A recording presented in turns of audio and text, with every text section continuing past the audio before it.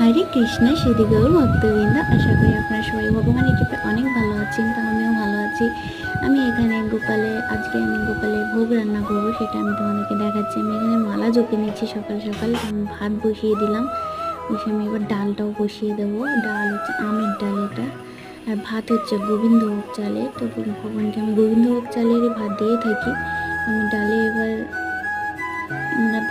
আমি তেল দিয়ে দিচ্ছি। তেলটা আস্তে আস্তে গরম হচ্ছে। তেলটা আমি এবার 5 ফোড়ন দিয়ে দেবো। তেলটা গরম হয়ে গেছে, 5 ফোড়ন দিলাম। আমি এবার শুকনো লঙ্কা দিলাম, দিয়ে আমি নেড়ে তারপর আমি ডালটা দেবো। তো এখানে এগুলো ভাজা হচ্ছে। আমি এবার ডালটা দিয়ে দিচ্ছি। ভাজাটা হয়ে গেছে, আমি ডাল দিয়ে দিলাম। তো দেখো তো